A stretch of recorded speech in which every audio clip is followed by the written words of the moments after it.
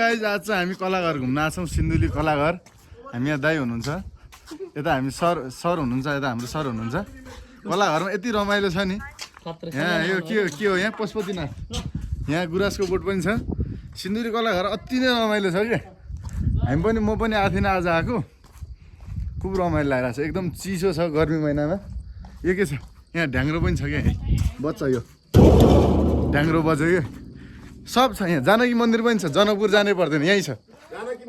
जानकी मन्दिर यहीँ छ क्या जनकपुर पुग्नै पर्दैन यहीँ कलाघरमा आयो सब देखिन्छ क्या यहाँ यति राम्रो घर छ यहाँ हाम्रो घरभन्दा पनि राम्रो छ हेरौँ न ल गुराँस टिप्नलाई उहाँ जङ्गल पुगिरहनु पर्दैन है यहाँ आउनुहोस् यहीँबाट टिप्नुहोस् ल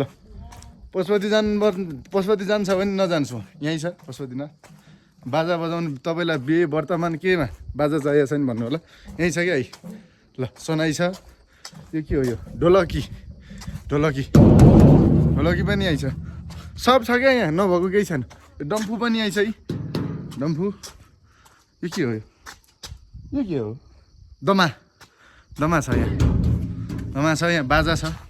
होइन यति राम्रो छ नि यो कलाघर चाहिँ त्यस्तै राम्रो छ क्या मयूर पनि छ यहाँ मयूर यस्तो राम्रो छ घुम्नको लागि चाहिँ बहुत राम्रो छ जुनार हेर्नु न सेम जुनार छ ल तर कृत्रिम हो यो के हो फलामकै छ यो पनि फलामकै छ पात पनि फलामकै हो तर सेम जुनारकै बोट जस्तो देख्छ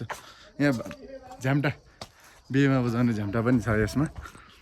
साह्रो रमाइलो छ हौ यता हेरौँ न उहाँ माथि झन् डाँडामा घुम्नु जान्छ कति रमाइलो छ दाइहरू जम्मै माथि हुनुहुन्छ क्या उहाँ यति माथि छ डाँडामा लास्टै रमाइलो छ भने म पनि आज आएको घुम्नलाई खुब रमाइलो भइरहेछ भने गर्मी महिना त झन् अति रमाइलो क्या चिसो एकदम डाँडामा है एकदम हाइटमा छ अहिले भर्खर एकदम हुस्से लगाइरहेको थियो अहिले चाहिँ हुस्से छैन बहुत रमाइलो छ ल कलाघर सिन्धुली सबैजना घुम्न आउनु होला हस् धन्यवाद थापा भ्लग्स हेर्नुभएकोमा तपाईँलाई धेरै धेरै धन्यवाद